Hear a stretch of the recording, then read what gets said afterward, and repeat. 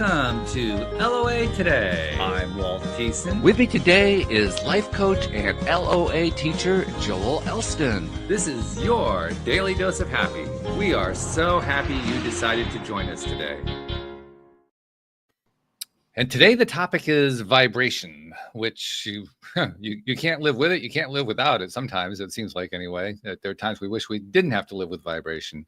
But that's one of the reasons why we're going to talk about it today, because it's one of those things we actually have a lot more control over than some of us are willing to acknowledge or admit. And when you take control, that's when the good stuff happens. That's when the stuff happens that, life starts to get cool. The roller coaster just turns into an adventure ride. Everything gets better just because we embrace the vibration. But we haven't talked directly about vibration in a while, Joel, so I think we're overdue. Yeah, we really are. And vibration, it tuning your vibration to what you want, tuning into what you want, the life you want, the people you want, when you're vibrating the stuff you want instead of vibrating the stuff you're scared of and that's the key. It's so the concept, Abraham Hicks talks a lot about this. You hear, Bruce Lipton, a neuroscientist and part of the Human Genome Project, talks about every cell of your body picks up on whatever vibration you're giving up. So, or giving out. So you're if it's generally positive, there's the concept that the body keeps score, the body listens, the body takes whatever vibration. So not only does it affect you, but it affects your environment, it affects the way people are around you. Your vibration is fundamental. It is the most, almost like, to me, your vibration is sort of describing things that when you look at the building blocks of like atoms, for example, vibration is the functional part of the law of attraction. And being able to, we have total control over our vibration. We assume we don't. But when you can raise your level of vibration, there's, I don't find them particularly earth-shattering in the sense of being helpful, but like binaural beats and certain energies you can listen to, they claim they will raise your vibration. I don't know if that really works. I've listened to a bunch. They're good for meditations for sure, but I find that internal vibration is mine to control. I've learned to control the vibration and tuning in to the frequency. Your vibration, it goes out in a frequency, and there's multiple frequencies. There's sad frequencies, there's anxious frequencies. I mean, any combination of emotions or that goes on. So the frequency, the vibration is what you're sending out, and the frequency of that vibration is what you're going to attract to you. Yeah, that's good. It was just occurring to me also, as you know, I do 2 shows on Monday. The show I did earlier was with a fascinating woman from Australia named Ina Siegel, who is one of these emotion body people. She studied the relationship between what goes on in your body and what your emotions are all about. And really fascinating conversation we had today. But it also kind of reinforced for me because of some of the things she talked about. And I definitely recommend that people listen to that episode for more information about it. But some of the things that we were talking about during that episode really, really reinforced for me, not just how important the vibration is, and like you say, just how much control we have over it, but also, like you said, how much we dismiss it. Yes. And when you dismiss it, that's when the things like emotions affecting your body adversely happen. And she had a whole history of that. And she has a bunch of clients who have a whole history of that. Well, and that becomes we've used the term spiraling up or spiraling down, spiraling in a direction.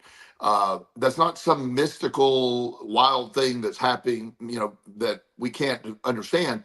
It is the vibration. The vibration follows the vibration. So if your vibration is negative and down, you will have a spiral downward. If your vibration is up, you can control that. And so on days that you're having a really bad day, that is the energy. It's, you'll notice days have trends. And you asked me how my Monday was, and I said my Mondays are always great. It's just how weird they are. So that's right. What's the weirdness scale today? yeah, and it was a shockingly non-weird Monday. Disappointing, if I remember correctly. Yeah, a little disappointing that it wasn't more weird. Because I sort of thrive on weird Mondays. But the reality when you wake up and you get up, if you have a cold, you have a fever, you wake up anxious or something, you're locked into a vibrational beginning of the day. Right. And if you're not aware of that, You often heard, I don't leave the house until I adjust my mindset for the day. Mm-hmm. So that part of that mindset includes what my mindset will have a matching vibration. So that's one of the things. So if I go out and things are not great, then I'm going to keep attracting things that are not great. Right. The other day, I had this. I was running late, and I never run late. I'm freakishly on time. I always do that. And then I was running late. I'd miscalculated traffic, and so when I was running late, now I began to like, I'm going to be late. I want to be late. And so ironically or magically, I guess would be a better term, I literally started getting stopped by every red light, Oh, of course. Yeah. and so there's a parking lot, and where I was going is in the middle of the city of Richmond. And I just, there's nothing but red lights. So I literally pulled into a parking lot, even though I knew I was going to be late. And I thought for a second, it's okay. Let me adjust this vibration. I'm on the bad track right now, and so I texted my client and said, I am on my way. I don't think I'm going to be late, but I'm putting it out there. If it is, it'll be 2 or 3 minutes. Mm-hmm. Client said, actually, I'm running a little late myself. That's fine. I'll wait for you if you're not there. Okay. Get back on the road. All green lights. Get there 2 minutes early. Wow. It's just I stopped to adjust the vibration. Also, I took the pressure off of the client. And so Yes. once I did that, I was not vibrating on this anxiety level of being late. Then everything flowed. And it was just that's a simple example of what you can do. But in the middle of a day, if you have a bad day and you're perceiving it as continually have a bad day, taking a break and really focusing on what you're vibrating, what you're feeling, what energy you're putting out there is a way to adjust it. And when people, the vibration is the tool, the frequency, the vibration happens, the frequency of that vibration is the basis of the law of attraction. It's everything. It I is the love that. basis of it. And Yeah. it all takes place. You don't have to do, when we talk about this, one week we talk about how simple the law of attraction is. The next week we're talking about vibration frequencies and all the other stuff. This is on cruise control. You don't have to think about all the processes. That's why the emotional guidance scale is a really good way of adjusting your frequency. You don't have to say, "Oops, I got to adjust the frequency." But when you raise your level and you move up the emotional guidance scale, then the frequency vibration is adjusted. One thing I have found, though, is that it is worthwhile. It does pay dividends to kind of check in with yourself throughout the day and pay attention and literally ask yourself, where am I at vibrationally right now? Absolutely. Yeah. Yes. And one of the demonstrations that I used to do with my clients before whichever client stole my tuning forks, I had two matching tuning forks. Well, I forget the frequency. Mm. And then I had another set of matching tuning with a different frequency. So when a tuning fork of the same frequency is hit, and then you hold it, it could be quite a distance, and the frequency resonates with the matching frequency, and you can see there's a field. You can't see the field, but you can see feel the vibration in the other one. I use that as that's called resonance, and I use that example a lot when you resonate with a frequency. Right. Also, the same thing happens no matter how hard I bang that the opposite or different frequency. It has no effect on the other tuning fork. Right. Right. I use that example when in coaching to say, here's what's happening with our frequencies. And, so law of attraction based on what are the things I want, what I want to accomplish, what are my goals. That's the frequency of putting that, believing you're getting them, believing that is taking place is a frequency that it operates at. So vibration, you're breaking down sort of the mechanics of the law of attraction at play. I remember when I first became aware of the importance, the importance of checking in with yourself throughout the day. I actually started off by setting time periods, like once every 2 hours, I'd have an alarm on my phone to remind me, okay, check in. How are you doing with your vibration right now? That lasted about 3 days. That was about all I could handle of that one. But it did kind of set the track. It set the tone of about how I was going to go forward. So now, whenever I reach an obvious point, like, there's a break in the action. There's, I'm stopping for lunch. I'm going to do a bathroom break. Or something happens that kind of breaks up the day for a little bit.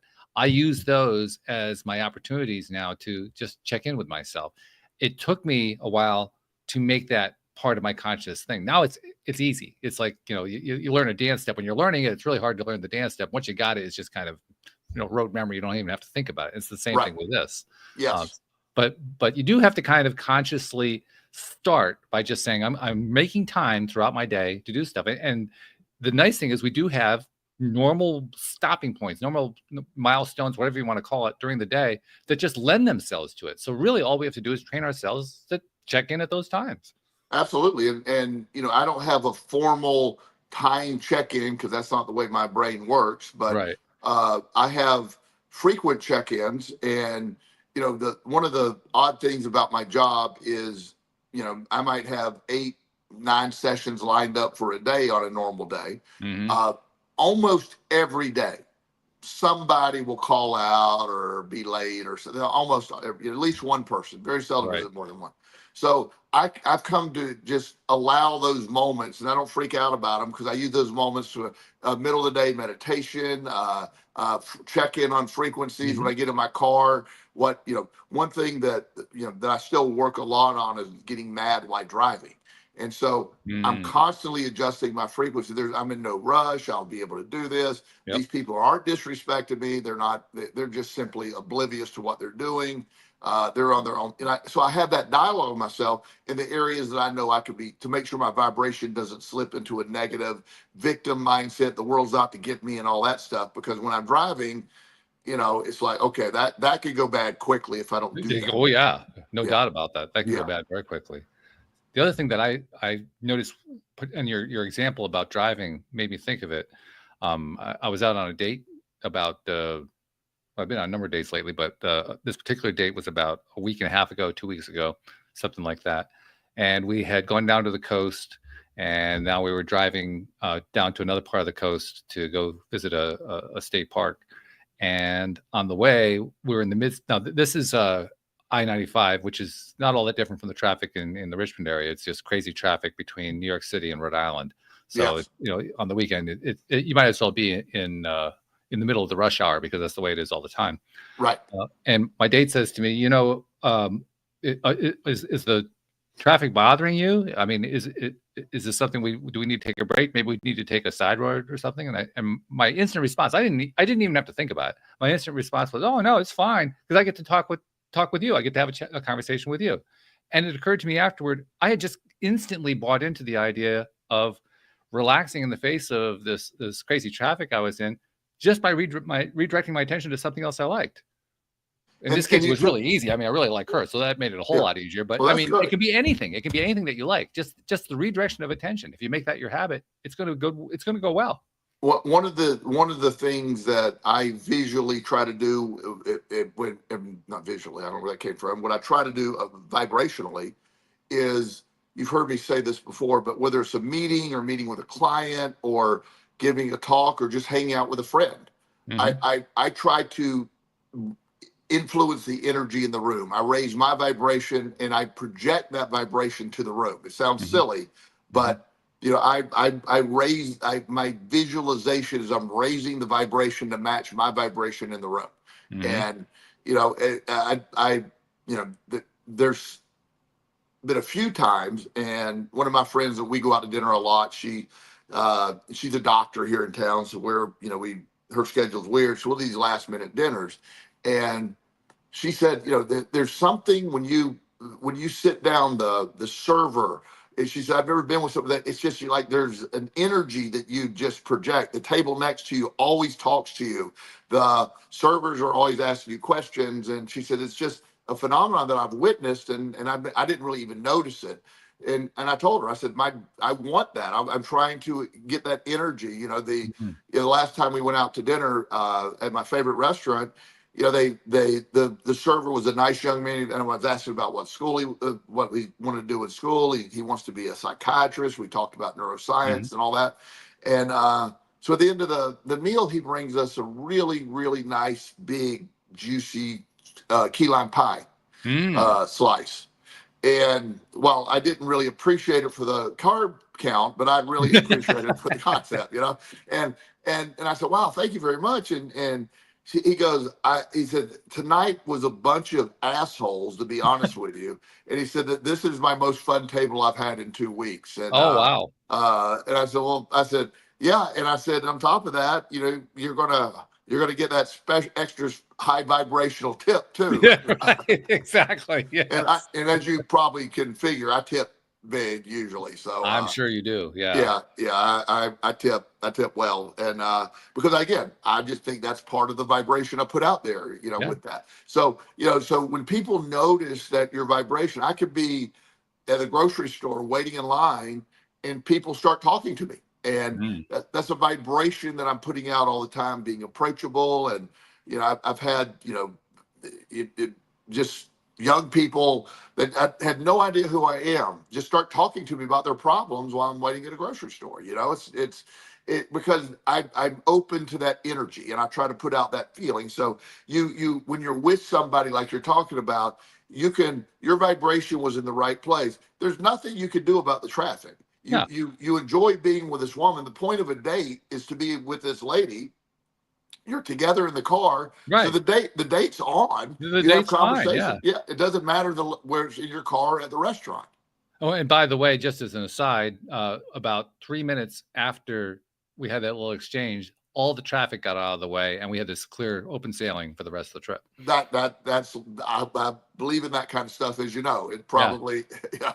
Once you realize, okay, well, I guess that's the vibration now. And but when you're thinking about things like I'm seeing a lot of my young people that are going off to college. Mm. This is really the last week or so before they leave for college. Right. Right. And so I often, every year I meet with, I don't know, this year I think it's like 30 of them that are going off to college. Wow. Okay. So I'm meeting with them. We're just talking about concepts, and these are all my clients are brilliant young people. So I'm telling them all. It's funny you said that. I said, they said, "What's the most important tip you can give me?" I said, "Your vibration, your energy. You wake up. That Mm. the material that this. We've gone through atomic habits and how you study and all that. Don't forget all that stuff. That's great. But your Sure. main job is to keep that mindset right. These guys that are in calculus and these in statistics and these really Right. higher end maths that drive people crazy. You got this, but only approach it with the vibration of you got it. Don't approach it with the vibration of this. I can't do this." And so Mhm. most of them are getting the pep talk of it. It's just we're already there. There's only one of them going away for college the first time, so he had a different talk. But everybody else is just about how you adjust your day. I want you to have fun, but let's not get lost in why we're there. So have some fun, but let's not make it all about that. Let's try to have that vibrational energy. We got a mission to accomplish. We're leaving. The next time I'll see you will be at Christmas. Let's get, and so we plan that. And some of them I actually check in with. We have sessions virtually during that time, but it's always about adjusting your energy and preparing for what you're facing. That's brilliant. That's absolutely beautiful that you do that. And I'm not terribly surprised you have that many, but when you said 30, I said, whoa, this guy's got one amazing schedule. That was my instant reaction. Well, some years it ebbs, but this year is just all cumulative. Mm. It builds up, and then I got high school here starts next week, Right. and I usually don't see them before high school. Once high school gets going again, I start seeing those guys in person then. So, the college is usually this last week, and I'm blessed to have a lot of these young men. They're college age now. Some of them I've been working with since they were 13 or 14, so we're very close. They're very tuned in, and it's just sort of a obligatory check-in for them. They feel sort of a right. Their moms and dads are saying, "You need to talk to Joel before you leave. Keep talking to Joel before you leave." And they gladly do that. Something just occurred to me when you were talking about the importance to the college students of maintaining their vibration and being aware of it, conscious of it on a regular basis. This past weekend, I as you know, I've been doing the show now for about 13 years. And during that time, oh God, we've had so many people on the show. Besides the conversations you and I had over the years, I've also added other co-hosts and guests and so forth. And some of the guests have had amazing talents, amazing abilities, including some, many people who are psychic, various kinds of psychic abilities, people who have learned how to move energy, all kinds of stuff. And one of the topics that has come up periodically throughout the years is Reiki, which is basically a Japanese energy system. And I've had on numerous occasions, I've had guests say, "Have you ever taken a Reiki class?" And I said, "Oh no, that's something that I may do it at some point, but never really got around to doing it." Well, turns out my lady friend was also into it. She had taken the Reiki 1 and 2 and asked me, had I ever considered taking it? And I told her the same thing, but got to thinking, I said, well, maybe I'll take it in this case. Just, it's always good to do. She knows some people who have a really good Reiki class. So, well, why don't I just take a class, just see what happens? Took the class over the weekend. By the way, lots of energy exchange on that. There's a whole story I could tell about that one. But the reason I'm bringing all this up is in conjunction with the idea of maintaining your vibration. Not only was I maintaining my vibration, but I was getting an added benefit. And this occurred to me, this might be of interest to college students, because one of the comments that my lady friend made to me after I took the class was, "You took that class, that made you one of the sexiest men I've ever met." Now, that was the last thing I ever thought of associating with a Reiki class. But there is something sexy about maintaining your vibration. And also maybe men doing real self-care is a Well, factor. yeah, there is that piece. Yeah. Yeah. I I mean, have just to be saying, honest about that. most men don't do this kind of stuff. This, So this is true. Yeah, let's most get some people would credit for the actually, to be honest. self-care out there. Yeah, But I get it. I mean, what she's saying is, it does when you look at that, because you're especially when something she's into and you're doing. Remember my analogy about crystals, like yes, crystals don't work for me, but if they work for you, I'm all on board for crystals. They work great. right. So now I've had Reiki. I always say Reiki. I always get it wrong, whichever one, Reiki. But I love it. It worked. But it's all that is energy vibration. That's all that is. That is. That's it. And so that's great. But there's, to me, that's something you can learn to do without the class, so to speak. It's there. Well, actually, that's interesting you should say that, because I used to do something with my ex-wife. She used to get migraines, and I used to do this thing. I think we actually found like a half a page out of an old Reiki manual that somebody shared with us that described this one little process, and I used to do it with her. I did the same thing during the class, and they were so impressed with what I was doing. I'm thinking, oh, this is all I've been doing all along. There's nothing new going on here. Well, it's funny because I never really do this anymore just because of the time constraints. But I'm a hypnotherapist as well. I don't use Right. hypnotherapy very much, but I use the concepts of it. And the truth is, all hypnosis is self-hypnosis, no matter Yes. who's doing it. It's all self-hypnosis. So if I'm doing it, conducting for you, you're still doing it yourself. Reiki is a similar concept. It's great to learn it, but it's a very you can do that with you and your partner. It translates in a lot of ways. It not only translates, it enhances. Yes, completely. And I know, not that we get into these, that we're not a sex discussion show generally. I'm not opposed to it, but we normally don't talk about it. Not normally, no. Yeah, but I know the intimacy of people sharing vibrational energy. Oh, yeah. I had an experience one time. I word it very appropriately. Just an encounter with a friend of mine who, she's outstanding lady, and we were having a therapeutic psychedelic experience. Okay. And that really heightened the connection. So there's a vibration and a connection taking place. So within that, when you have whether it's sex or just general connection or bonding, when the energy vibration is together, that's why, to me, when you're in love with somebody and you have sex with them, it's far more meaningful and intense than just random sex. Absolutely true. Absolutely true. The connection is actually almost more important than the sex. Oh, yeah. I mean, and I did a lot of research that with strippers back in the Las Vegas years ago. Yeah. Okay. And have come to that conclusion that okay. So the expert testimony has come through. Yeah, I really did. I researched that in depth. And, I got it. Yeah. Yeah. Well, I always knew that you were a guy who did deep research, so I'm glad to hear that. No problem. I just pretty much came to the conclusion, like, yeah, okay, that's not the same. But it really is true. The connection. This actually ties into a much larger topic that we've touched on in previous episodes. The power of human connection, not just intimate connection between partners, but any human connection. Oh, Human yeah. connection is massively large, and vibration, of course, plays a major role in that, because the vibration is what makes the connection either likable or not likable, desirable or Yes. not desirable. But it's also there's a multiplication effect, a geometric effect, when you have two or more people connecting in a way where they're all on a similar vibrational level. Yes. In other words, you know what I mean? Because when they're all on the same level, it's like everybody's energy feeds everybody else's, and it literally creates a multiplying effect. Like if there's X amount of power coming out of having your own energy that you're focusing on your thing regularly, by combining together, you can get like 4 times, 10 times, 20 times as much energy, just because you're interacting with somebody else's energy that's similar to yours. It's amazing how that works. Well, and one of the things that happens with a lot of the pro athletes that I work with, or competitors in various sports, practice is grinding and grueling, and that's a necessary thing.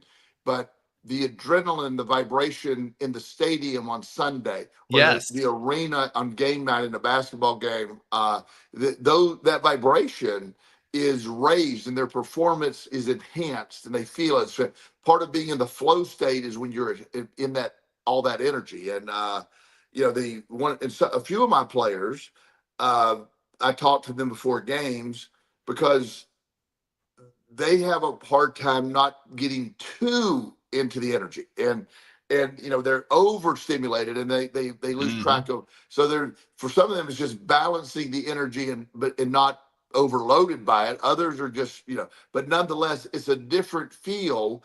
A preseason game, the Hall of Fame game was last week or something. Nobody cares. It's a Right. low energy game. Well, when the Super Bowl happens, there's billions of people watching it. It's Oh, yeah. really intense. It's a entirely different vibration and energy that comes out. If you watch those two games, the intensity is just tangible in difference of what they're doing. That's a great example of how big the difference can be. I love that you pulled that one out there.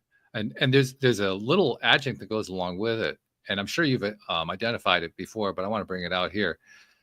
I have noticed that if I attend a live sporting event, and it's a team event, so you have the home team and the visiting team, and by the way, the statistics bear this out in all the sports. But if you have a home team with a home audience and the home audience's vibe is high, the odds of the home team winning are astronomically high. Well, But in fact, if the vibration is not really high, if it's sort of like, oh, okay, this is good, no, not so good what the results are going to be. I mean, literally how the crowd feels plays directly into how well the team plays.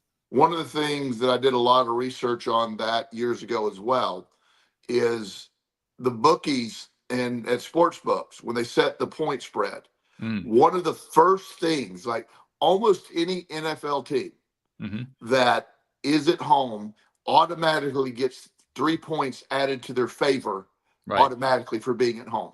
Right. So when you ask two evenly matched teams, let's say last year you had Philadelphia and Kansas City were really good teams, Right. right to the end. And if you ask who's the favorite, are they going to be home field? Are they going to be Super Bowl's a neutral field? They're pretty much, it doesn't affect it, but a lot has to do with where they're at.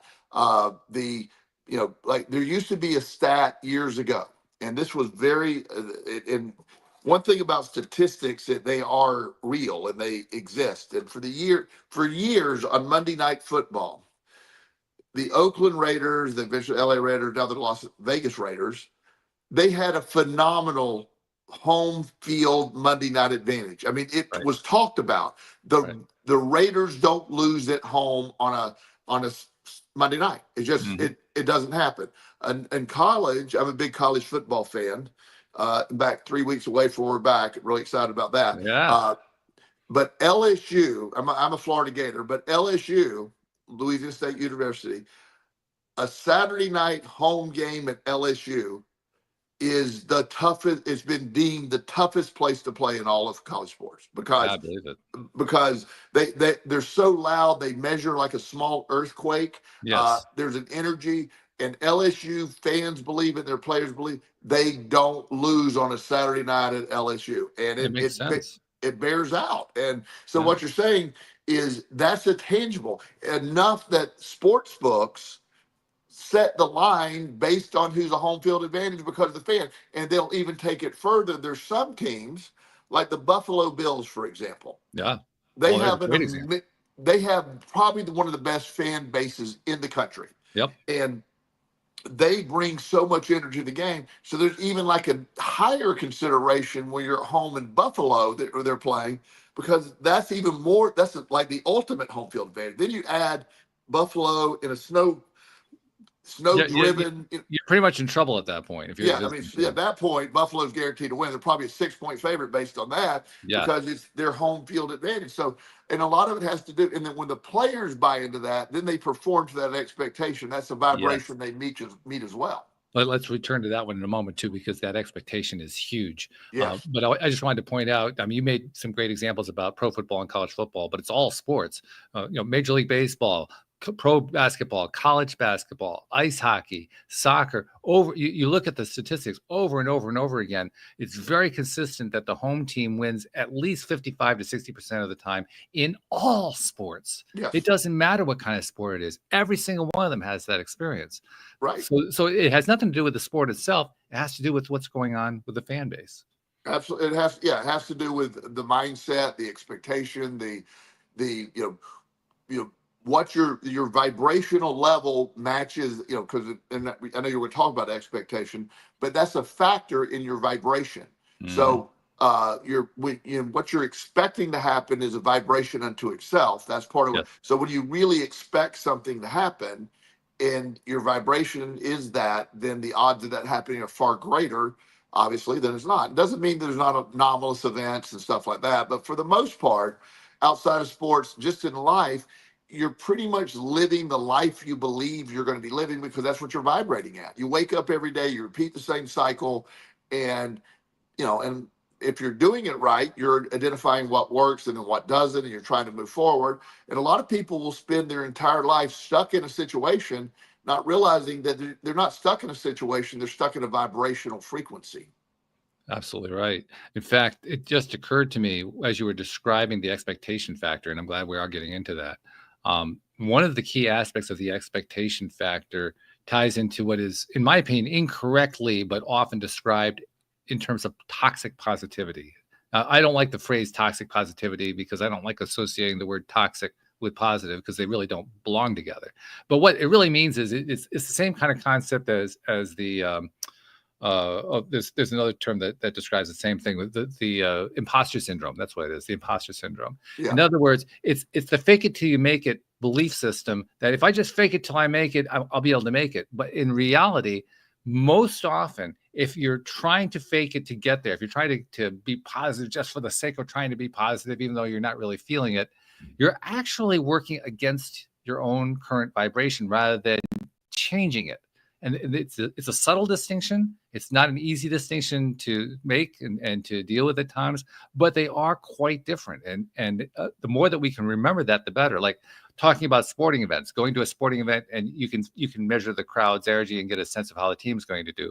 If I walk into a sporting event where I get the feeling that there's a lot of tension among the fans, and they're not really feeling the confidence, they're trying to build themselves up, I'm not a betting man. I don't go bet on sporting events, but if I did, I'd bet on the visiting team on those occasions, because the visiting team is more likely to win just because of that kind of not quite there positive vibration that the home fans are having. Well, and we could do an entire show on the fake it till you make it, and where that strategy gets mistaken. So here's my belief. First of all, there is no true toxic positivity. That doesn't exist. They're opposite type things. They are. But when you're positive about life and direction, now where it comes into play, you fake it till you make it is a concept where let me just act as if, and then I'll eventually become that. Some people find that effective. However, I view as break it till you make it. Ooh. Fail till you make it. Fall apart till you make it. I know my positivity is I know I'll get there, but I don't expect to be able to do something until I totally F it up. Excuse me, I almost said it. I like that. Yeah. So I break it till I make it, but I do it in a positive way. I fail till I make. You know how I use failure as a tool of growth. Absolutely, you do, and very well. So failure to me is a positive word. So my positivity is, I know I'm going to get there, but my pathway there, I don't want to. I'm terrible at faking it. I go try it and fail horribly enough times, and then I do it. I'm not going to act as if I know how to do something. I'll tell people I'm clueless on what to do. Watch me screw this up for a while, but I will get it. And notice that there is a connection there to and I agree with you. I think the phrase toxic positivity is nonsense. It doesn't even refer to something that's positive. That's why I don't like the phrase. Exactly. There's nothing positive about it. But there is a similarity between what you were just describing and that the similarity is tied to what you're really feeling deep down. Yes. You don't have to have a high level of belief or a high level of disbelief. You can have just a very low level of either one. But when you're going in with your break it till you make it philosophy, like you said, you're maintaining a sense of the positive, which means to me that when you're adopting the break it till you make it approach, you're doing it with a subconscious belief that on some low level you're leaning more toward this is going to work out well. And that makes a difference. Well, for me, I'll disagree a little bit. For me, I have no doubt it's going to work out. Oh, okay. Well, fair enough. Yeah. It's not a little bit. It's a lot. my tool is to break it, fall apart. Don't try it. I want to find out all the ways it doesn't work, and then I'll get there. So the idea that I want to pretend as if I know what I'm doing is not an effective tool for me. Now, I have no doubt this strategy, I am the biggest failure you've ever met. I'm the most successful failure you've ever met, because I use failure as a growth mechanism. I don't view failure as negative. And I know I mentioned that, but that's so important to me. So I don't fake anything till I make it. I go out there and just screw it up royally, which is my way of doing it. But it always works out. It's never not worked out for me. So I have zero doubt that I'm going to do it. A nuanced thing. I'm having someone at the gym. I'm changing my deadlifting style, and to the average person that makes no sense, and it doesn't matter. But I've done the same deadlifting style for literally 50 years, and I'm just changing it up. That as you get older, there's a different strategy a little bit. Now, I am terrible at this new deadlifting style. I'm terrible at it, but I go in and I try it 3 times a week, and I have the guy that's coaching me. And he's, and I told him, I said, I don't believe in anything other than doing it. And he corrects me. And eventually I'm getting a lot better. I promise you, I will nail this and get my form down perfectly. I will. But we're not there. And I have no doubt that I'm going to be there. But I'm going to keep trying till I get it there. And that's the way to do it. So let's talk about what you do if you don't have that level of belief. I mean, because I know where that level of belief comes. You have a long history that says it's all going to work out because it all works out. It always works out. But what if you don't have that belief yet? How can you approach that? That, to me, as you're saying, I realized at some point that everything worked out beyond my wildest dreams, no matter how much I tried to think it wasn't. And so once you accept it, once I just realized, I don't have any clue how this is going to work out, but I know it's going to work out perfectly. That's what life became. So I did it through trial and error and just made that discovery that it works out beyond my wildest beliefs. It's simple. It's cruise control for me. If you have a lot of years of not really believing or going that way, the reprogramming of that concept of like, I can't go in with, when I say I fail a lot, I work hard at failing because that corrects me. I never quit. I never, ever quit. I know I'm going to get it. So failing to me is just simply a tool of how not to do it. I'm really good at learning how to do things by learning how not to do it first. And that's effective for me. So I help people see that.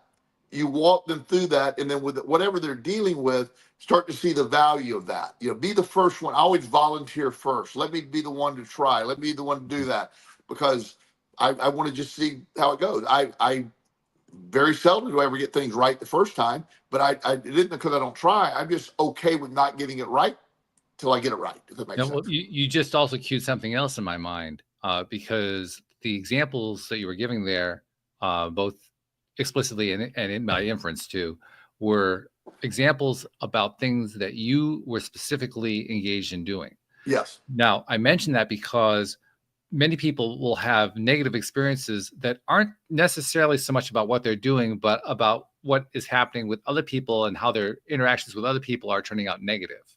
And there are certain ways that, of course, we feed into that with our actions, but for the most part, we tend to think of those as being outside of our control. And that's where I think a lot of it, I mean, I'm sure you deal with clients all the time who are dealing with that kind of stuff. They have Oh yeah. something that's been going on in their lives. It's some horrible thing. Maybe it's just one-time incident. Maybe it's a series of incidents. But whatever it is, it has kind of poisoned their minds to believe that's all that's ever going to happen. What the hell am I going to do here? Yes, and that's part of their programming. That's their belief system. So reprogramming that is the hardest part. You just trying to be able to. I like to point out, no matter how bad anyone's life is, and we all have. If you're listening to this, we all have 100% success rate for surviving things we wouldn't survive. Mm. So we are victorious. We survived it. I have survived the craziest, wildest, some of the worst stuff you can survive. But so with all of that evidence, I now believe that I am capable of surviving whatever happens. And in fact, I've gone further than that. I don't just survive; I end up thriving no matter what happens. So that's an expectation to me. So what's going to come up that I can't handle? Yeah, that's a good point.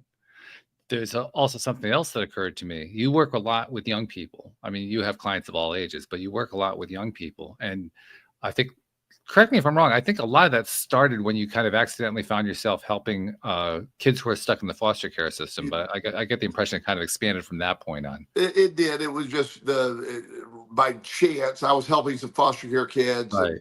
And then word got out, and then everybody started coming. But yeah, that's sort of where the origins were. Right. So what I'm thinking about there, you've told numerous stories. There's one in particular that you've told a lot.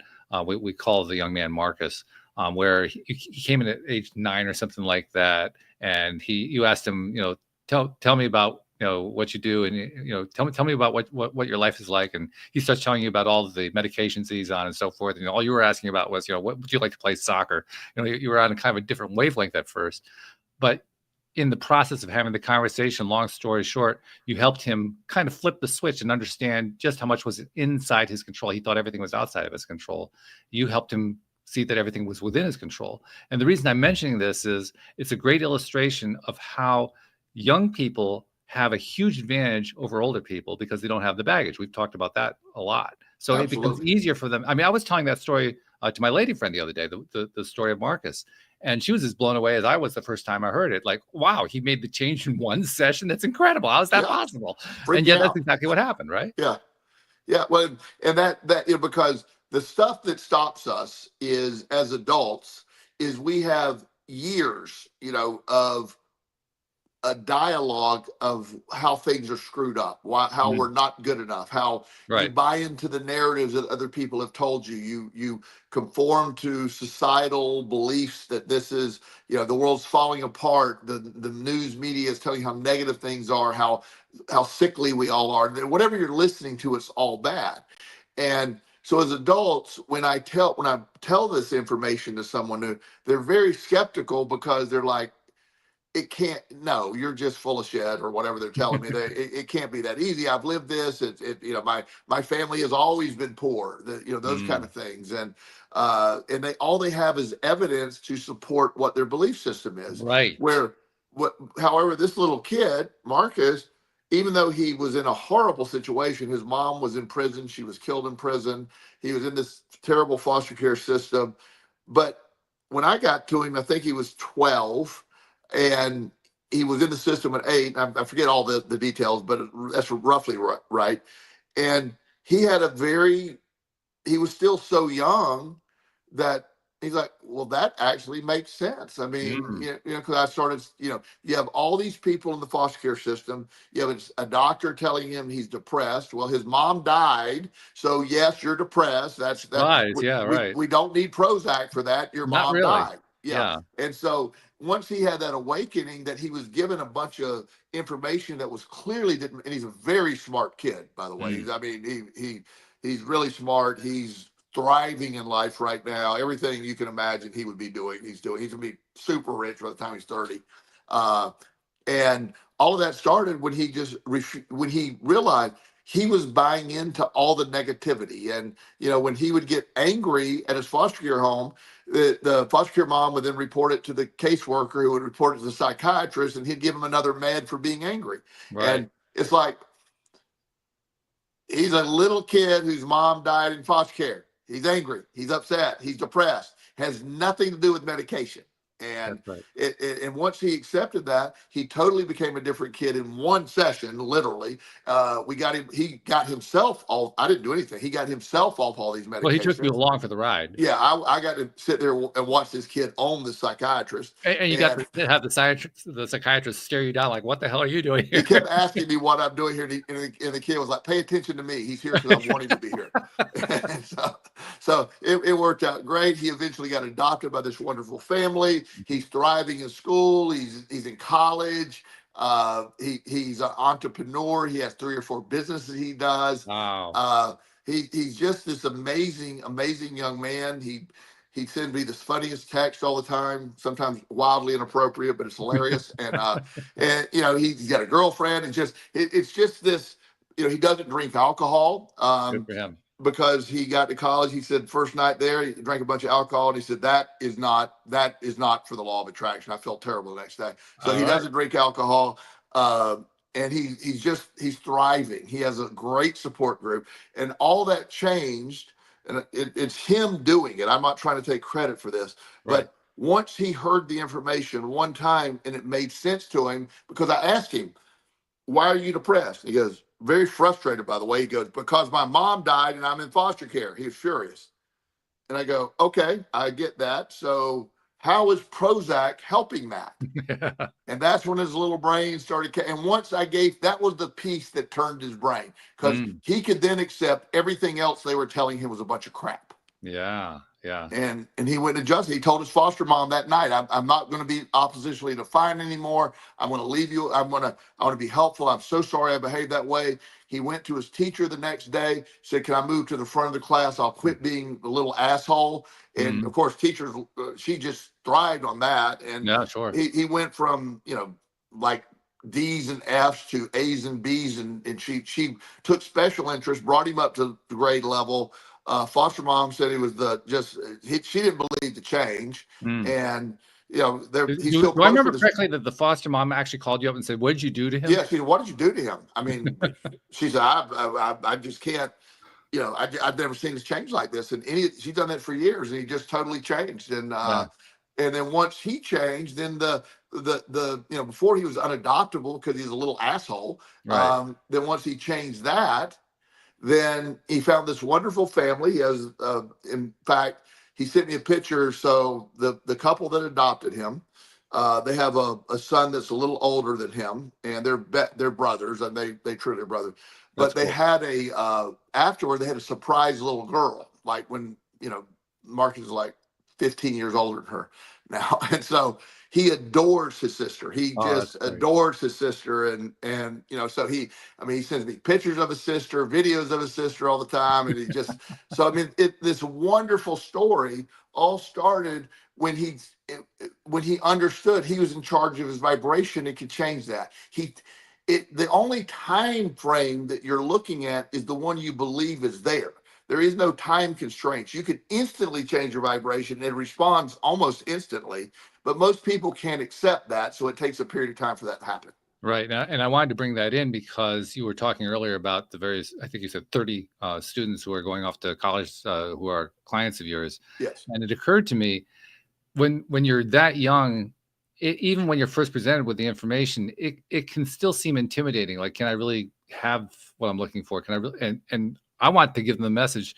Not only can you're actually in a better position than the older adults are because of exactly what we talked about. You can make the change a lot easier than somebody else is who's older than you are. Yeah, so take advantage of that. Yeah, take advantage. That's your ability. And the younger the brain, the more neuroplastic the brain is. The brain is teachable, learnable, malleable. And the younger you are, that is, the older you get, the less it is. And then the belief systems that you were taught are ingrained. And it's hard to reprogram that. So it's hard to change your vibration when you don't believe that changing your vibration makes any difference. No, I can speak from personal experience because I started this podcast when I was 55. So it took me 55 years to even discover that the law of attraction actually works. Well, I give myself some credit. I finally figured it out. But on the other hand, it took me 55 years to figure out that it was even there and worth looking at. But I got there. And I have been able to make some changes. It took me longer, perhaps, than if I had learned it when I was 15 or 20 or 25 or whatever. But you still can later on. It's just that it's so much easier when you're younger. When you're younger, because you have, again, less of a file catalog of what could go wrong, or how you had reinforcement of that negative belief that you're not successful. My growing up in a horribly, just a dysfunctional family. My father, biological family, was a compulsive gambler. My mom struggled with money. Right. And so that was part of I developed a gambling addiction and struggled horribly with money.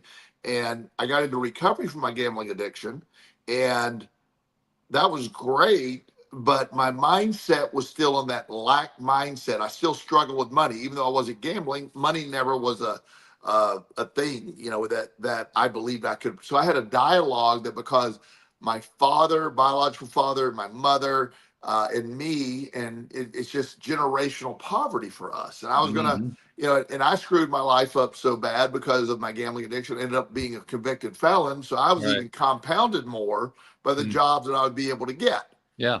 And so the narrative for me was, man, I'm pretty screwed. And turns out I wasn't screwed at all. Yeah, well, that's the big takeaway right there. Because I would have come to that same conclusion if I were in your shoes. I would have said, I'm screwed. Yeah. Yeah. And yet here you are today, and we look back and we say, well, actually, one of my favorite ways of saying it is, what the hell just happened? Yeah. You look back, and you and I mentioned you privately and also on the show. When I tell my story, if I didn't live it and you didn't see a lot of it happen in front, it doesn't sound believable. It doesn't. No. I mean, the only reason I really believe it is, first of all, you're very believable. And second of all, you're very consistent about the way you tell the story. And going back to the first one, you're just very believable. I just believe you. And every time that you tell me another story, it dovetails with that story every time, without exception. Yeah. So after a while, I begin to, I kind of put two and two together. You get enough examples. I say, all right, I guess there's a real pattern here. This isn't fake. No, there's no toxicity going on here. This is the real deal. Well, and on top of that, I have papers and pictures of me, booking photos and facts, and I have a lot of evidence to support exactly what happened. And not just the stuff that happened that way, but the way that I ended up in South Carolina, then ended up in Virginia, then ended. How that path walked, but that was all my vibration at that point. And I kept attracting. When I lost my job at Williamsville Wellness, the previous place before I went into private practice, I was pretty good at this, and I had no doubt it was going to work out. I had plenty of money. There was never a second of doubt. It was like, I didn't know how it was going to work out. I knew it was going to work out. Well, I think that's the big takeaway where vibration is concerned, because I was thinking in my mind earlier that the challenge that most people have where vibration is concerned is believing that their own vibration not only matters, but that by changing it, they will change their experience. Yeah. It's not that we don't believe it in our conscious minds. We do. It's that we don't believe it in our hearts. Deep inside, we have doubts about it. So not really sure that can actually happen. And that's really what holds us back. The thing that does happen over time, though, and it doesn't matter what your age is, it happens quicker when you're younger. But even when you get up to my age, if you allow yourself to experience life and notice this stuff over a long enough period of time, you do get enough evidence. I mean, it can take a while, but you do get enough evidence that, like you say, it really does always work out. It does. And over time, and there have been a number of times, by the way, where I've accumulated a bunch of evidence. I can see how much evidence I've accumulated, and there's a part of me that still refuses to believe it. And I literally ask myself, how could I have this much evidence and still not believe it? And yet I have. But even with that problem in place, even with that mindset in place, I still keep going. I still get more and more evidence. And finally, I get to the point where I say, oh, well, I guess I can't deny this anymore. I'm trying my best. I just can't do it anymore. There's just too much of the damn stuff. Well, and one of the things that I don't have regrets, other than my son passing away is something that I can never accept as Sure. anything other than I don't want that to happen. But all the stuff I went through, I wish I'd understood the law of attraction. I wish I were introduced to it when I was 12, like Oh, me too. Oh my Marcus. goodness. I wish I would have. However, for me, all of this needed to happen in order for this to happen, if that makes any Mm, sense. And so for this to unfold, it would have been wonderful. I was exposed to that at 12. I mean, there was no way I could have been, because I remember telling a story to you that I was always believed there was something out there. It wasn't religion, but I knew there was yes. something out there and I could never find it. Yes. Uh, and then when I came across the law of attraction, I knew that was it. But Hmm. my mom, who was extremely Southern Baptist, would never even allow that concept to be discussed, and she wouldn't Right. even discuss it with me. And I did not have the access, but there was a book out way back then when I was 12 years old that I really believed that I was trying to find, and Mm. that was Jane Roberts, The Seth Oh File. yeah, Yeah, yeah. Seth Speaks. Yeah. Seth Bates, yeah, her book came out right. If I look at the timeline of when I was 12, that's when her book came out, and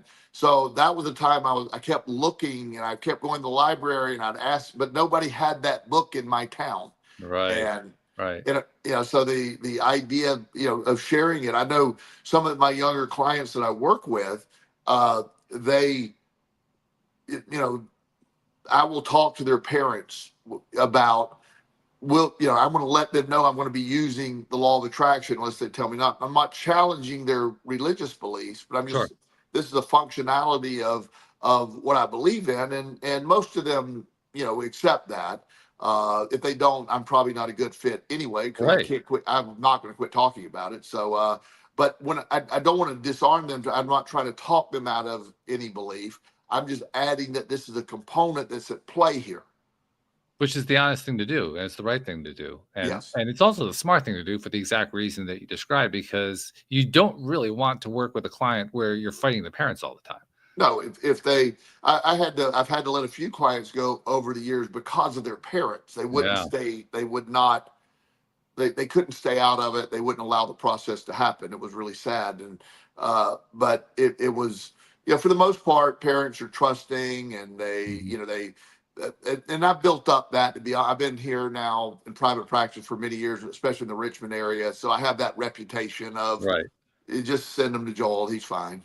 Yeah, yeah, and that's another piece of the same thing. Over time, the evidence starts to pile up, no matter what. No Yeah. matter it's almost no matter what you believe. I think Yeah. that's what a lot of people are encountering today. Like, when we started doing the show, you and I started, back in 2012, first time we did a show together, and we've been doing shows since then. At that point in time, just the concept of law of attraction was woo-woo. It was about as woo-woo as you could get for that time period. Yes. Today, it's like second nature. It's hard to find somebody who is willing to say, "I think that's a bunch of crap." You can find it if you really look for them, but they're hard to find because they're such a small piece of the population. And that's the trend that happens no matter what. So even if you're resistant to all this stuff, it catches up to you over time. The evidence starts to pile up, and everybody has their own tipping point, if you want to call it that. And some people, the tipping point is way up there. It's very, very high. It's good. They may not even reach it in this lifetime. But the fact is, we're all moving toward those tipping points. So you don't even have to believe in this stuff. It just shows up anyway. Well, and you also get to a point, when you're discussing it, or you're, and I discuss it frequently with people. It's just sort of that's, if you don't want to talk about law of attraction, we don't have a lot to talk about, probably.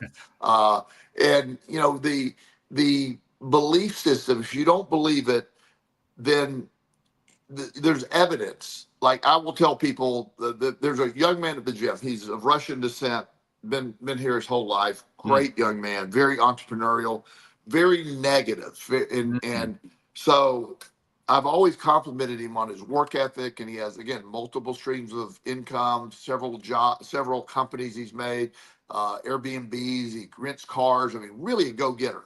okay. Uh, but very negative, always posting negative stuff on, and he said, look, my Russian background, everybody's negative, and that's what they do. And he had a belief system into that. So I've been talking to him about, I said, look, you and your wife are, I mean, you're under 30, you're wildly successful. I just can't understand why you won't allow. He said, I think I'm cursing it if I say it. Hmm. And I said, you're keeping yourself contained and not reaching your full potential by not saying it, by not Hmm. addressing it. Success. And so he sent me a message literally this morning, first time he said, your influence has paid. He said, I posted something negative, immediately thought of you, I deleted it. And he said, I am really grateful for the life I have. I'm really grateful for this. I am success in this dialogue. And I really believe that's the catalyst for him that will send him to the next level. Wow. Well, that's a great way to wind up the show on that. Well, thank you for that example. And of course, our best of luck to him, because he certainly is on the right path and he deserves it. Yeah. But what a great example, because there's somebody who literally, despite all of his efforts to be negative, still found that it was worthwhile to be positive. Well, and we were, because he had asked me, we see each other at the gym, and again, he's much younger than I am, but we know, I've helped him with his lifts, and he's working hard in the gym, doing all the right things, and so I'd say he'd ask me how you doing, and my general response every day, and people know this, is I'm doing fantastic. How are you doing? Mm-hmm. Well, this is what's wrong. I go, well, really? I mean, I'm looking at what see your brand new Corvette out there. I think you're doing pretty good, And so he laughed. He goes, yeah, but that's And I said, no, quit excusing it. So over a period of about 6 months, it's really changed, and it's Yeah. really and once you grasp that, then you have the keys to the vibration. You understand it, and now him and I haven't talked about vibration and all that stuff. I just talked about, just pay attention to all the great things you're doing.